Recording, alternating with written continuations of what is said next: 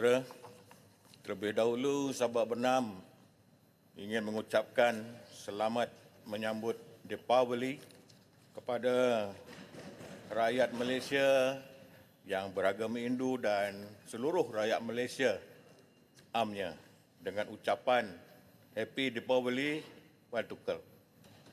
Rumbun Nandri. Tuan Yang Bertuah, Belanjawan 2025 membugar ekonomi, menjana, perubahan, mensejahterakan rakyat. Adalah belanjawan terbesar ketimbang yang sebelumnya, iaitu sebanyak ringgit Malaysia 421 bilion. Besar itu baik, sangat baik. Kerana tujuannya untuk mensejahterakan rakyat. Tetapi kita perlu ingat, orang tua dulu-dulu ada berpesan dan berkata, semakin besar periuk, maka semakin teballah keraknya. Saya ingin merujuk kepada maksud kerak, iaitu ketirisan, penyelewengan, pembaziran, orang tengah dan sebagainya. Besar mana pun bajet yang diluluskan, sekiranya tiada mekanisme mengesan setiap perbelanjaan dan penguatkuasaan yang lemah, maka akan berlaku banyak ketirisan terhadap belanjawan yang diluluskan itu dan akhirnya tidak sampai kepada manfaat rakyat jelata. Izinkan Datuk Yang Dipertua, sahabat Bernam membawa isu tempatan, iaitu isu ternakan lembu secara lepas, tiada kandang, tiada diikat dengan tali, tiada padang ragut, yang mana pengusaha penternak lembu ini dia melepaskan lembunya, merayau-rayau dan hanya memantau sekali-sekala, kira kalau ada yang hilang. Dan apa yang menjadi masalah ialah lembu ni dia makin lama makin banyak kerana dia membiak. Jadi apabila dah terlalu banyak, dia masuk ke kawasan-kawasan penempatan, kediaman, kampung-kampung. Dia makan tanaman penduduk kampung, membuang najis merata-rata. Begitu juga di taman perumahan. Di hospital juga di Sabak Bernam, Hospital Tengku Ampuan Jemaah, pagarnya dah runtuh. Saya dulu pengurusi lembaga pelawat.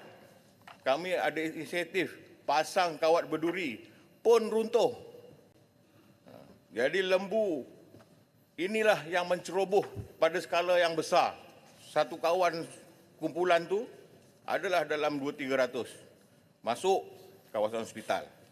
Jadi saya minta Kementerian Kesihatan sekali lagi supaya memberikan peruntukan untuk membina pagar Hospital Tengku Ampuan Jemaah Sabak Bernam yang banyak berjasa kepada masyarakat setempat dan sekitarnya supaya pagarnya dinaik taraf. Untuk makluman yang Tuan Yang Bertua, sejak daripada mula dibuka 30 tahun dahulu sampai sekarang tak pernah dibaiki. Kalau di depan tu pagarnya elok pagar besi, tapi tolak dengan jari pun dah boleh runtuh sebab dah reput. Kalau kita masuk, Yang Berhormat, ya, nak tanya sikit boleh? boleh, silakan. Tadi saya dengar tentang lembu ni. Jadi lembu tu, Yang Berhormat, dia boleh makan pagar tu, dia boleh robohkan pagar tu. Kuat betul lembu tu.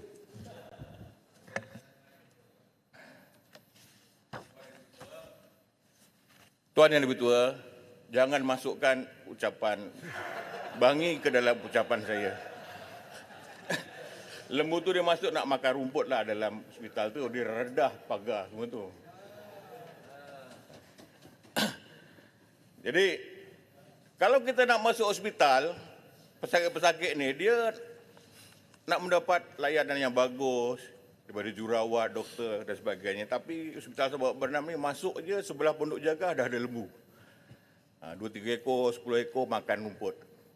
Parking di tempat parking kereta, sebelahnya ada asrama jurawat. pun tak nampak jururawat, nampak lembu juga. Makan rumput. Masuk dekat unit kecemasan pun nampak lembu. Maksud saya bukan lembu duduk dekat unit kecemasan. Kita duduk kat unit kecemasan tu tunggu giliran, nampaklah lembu kat luar tu bakar rumput. Begitu banyak lembu berkeliaran masuk kawasan hospital. Dan ini sudah bertahun-tahun berlaku. Saya dalam bahas yang lepas pun saya ada sebut perkara ni. Tapi masih pagar tak berubah juga. Saya rasa sangat bersyukur. Nasib baiklah kompleks Parlimen Malaysia ni dibina dekat Kuala Lumpur. Kalau dibina dekat Sabak Bernam, Tuan dan Ibu Tua pergi ke Dewan pun mungkin boleh terlanggar lembu. Minggu lepas, berlaku satu kemalangan maut. Seorang penunggang motosikal lelaki berusia 31 tahun, anak 4 orang, isteri seorang. Dia naik motor seorang-seorang, terlanggar lembu. Dijumpai sudah tidak bernyawa di tepi padang, di tepi jalan. Di sebelah sana pula lembu pun tak bernyawa. Dua-duanya mangsa meninggal, lembu mati. Berlaku di jalan Kampung Batu 3 sepintas. Di situ ada ladang Sabak Bernam, kawasan sunyi. Inilah kawasan-kawasan yang selalu dia menjadi kemalangan jalan raya. Selain daripada kawasan lain seperti di Sungai Lang dan sebagainya. Ya. Di depan MITS, bagan Terap pun selalu berlaku kemalangan. Minta pihak yang berkuasa pasang lampu sepanjang jalan tu. Supaya setidak-tidaknya terang. Mungkin kemalangan ini berlaku sebab tak ada lampu.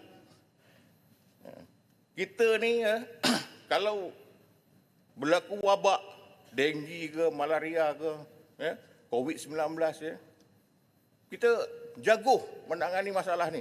Selesai. COVID yang tak dapat nampak mata kasar pun boleh selesai. Tapi lembu yang besar-besar tak boleh selesai sampai sekarang. Yang Berhormat, boleh bagi pandangan sikit? Nak minta pandangan juga tentang isu ni. Boleh. Kerana kes yang sama bukan berlaku di Sabak Bernam saja. Kawasan saya pun pernah berdepan dengan isu yang sama. Iaitu pada pandangan YB, sama ada pendenak sebenarnya bertanggungjawab atas kemalangan sebegini, dan perlu tak kita bukan buat pindaan undang-undang di parlimen, tetapi undang-undang kecil di kesemua PBT itu perlu dikemaskinikan supaya penternak help responsibility lah dengan izin. Kerana kalau tidak, apabila berlaku kemalangan, penternak katanya bukan lembu saya, dia lari je. Tapi apabila tak ada kemalangan, dia nak keep semua lembu tersebut. Apa pandangan YB? Cukup. Sila duduk. Masukkan dalam ucapan saya. Saya pun berpandangan sama. Macam Majlis Daerah Kuala Selangor, dia ada Seksyen 5/1 enactment mengawal lembu kerbau 1971. Kita nak peringkat pusat ni. Kementerian Pertanian dan Keterjaminan Makanan. Makanan terjamin tapi nyawa tak terjamin. Jadi kena kaji. Buat satu undang-undang khusus supaya peternak ini tidak membiarkan ternakannya berkeliaran. Rang Undang-Undang Perbekalan 2025 ada 2 perkara tajuk yang sama diulang seperti mana yang lepas. Ketimbang yang lepas lah. Yang pertama, reformasi subsidi. Yang kedua, cukai baru. Saya nampak reformasi subsidi diesel mensasarkan kerajaan telah berjaya menjimatkan 8 bilion. Banyak 8 bilion. Alhamdulillah. Tahniah. Dan peninjauan kali ini yang terbesar 421 bilion. Satu kejayaan lagi, iaitu 20.1% daripada KDNKK. Kemudian 335 bilion untuk perbelanjaan mengurus. 86 bilion untuk pembangunan. Hebat. Saya ceritakan di Pakar Umbi pada rakyat di kawasan saya, terutama petani, kehebatan pentadbiran sekarang ini. Mereka jawab, YB, untung berbilion-bilion sasar subsidi diesel, tapi YB tahu tak apa yang kami petani padi ini alami? Dulu sebelum pensasaran diesel untuk 3 ekar sawah, kami hanya memerlukan RM1,150 saja untuk kerja-kerja penanaman padi. Sekarang sudah naik RM1,670. Maknanya naik kepada RM520. Bayangkan, saya ada 10 hektar, berapa banyak saya nak bayar? Dia kata, potong jerami dulu 100, sekarang 180. Roto yang pertama 130, sekarang dah 210. Roto ketiga 110 dulu, sekarang 190. Sisir ataupun merata tanah dulu 200, sekarang 250. Labelkan tanah supaya tanahnya sama, tak tinggi rendah supaya semua kawasan sawah ni dapat air. Label dulu 350, sekarang 430. Tuan Yang Dipertua. Ya. Kemudian tolak tanah dengan braket. Dulu RM80, sekarang RM90. Menuai dulu RM60, sekarang RM90. Dulu RM1,150 saja. Kos untuk 3 ekar. Sekarang sudah naik RM1,670. Beza RM527. Ini yang rakyat rasa. Kita ni sebagai bapa, kalau kita cerita ke anak-anak kita, bapa sekarang gaji besar. Bapa buat food panda, buat kerja macam-macam. Sebulan dia buat 600. Tapi anak makan nasi, lauk ikan kering nak buat apa? Untung negara berjuta-juta, berbilion-bilion. Supaya susah nak nyebut angkanya, dia besar sangat. Tapi petani rugi, terpaksa menambah kos RM520. Ini patut dipertimbangkan. Kejayaan kita bukan nak mengumpul angka yang besar-besar ni. Kita nak rakyat dapat nikmat. Kemudian saya mencadangkan supaya kita supaya keluhan daripada penggiat seni lah. Yang saya jumpa seorang artis, dia menyatakan kepada saya, dia juga seorang konsert organizer, penganjur konsert.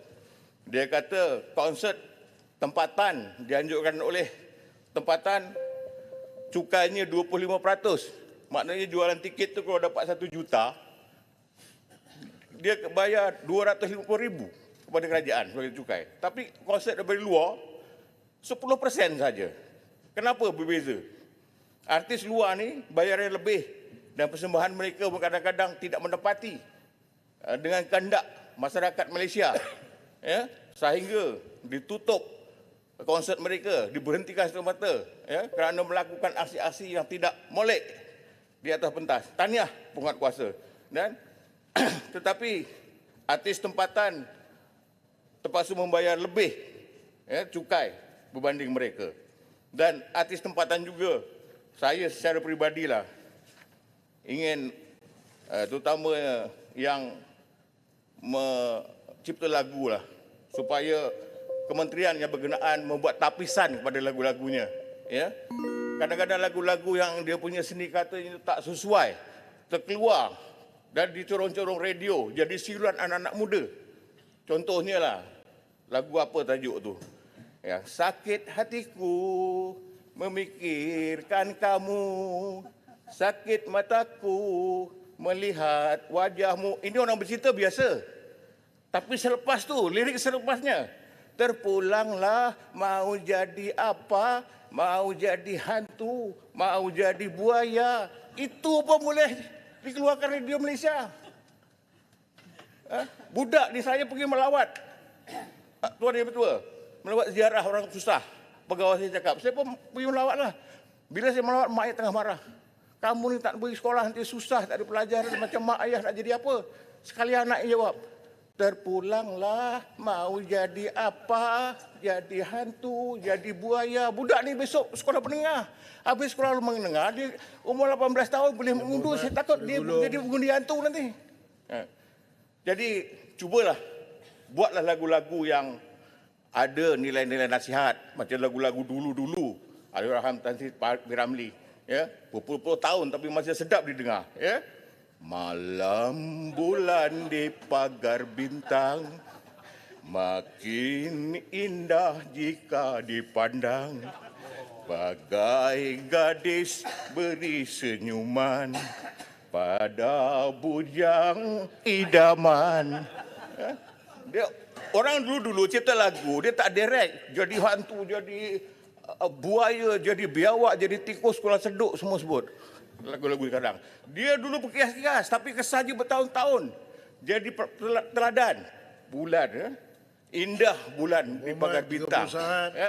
Sebab itu sekarang ni ramai yang orang suka tengok bulan. Terima kasih Tuan Ibu Ketua memberikan sedikit masa kepada saya, lebih tadi ya. Saya sekali lagi mengucapkan ribuan terima kasih.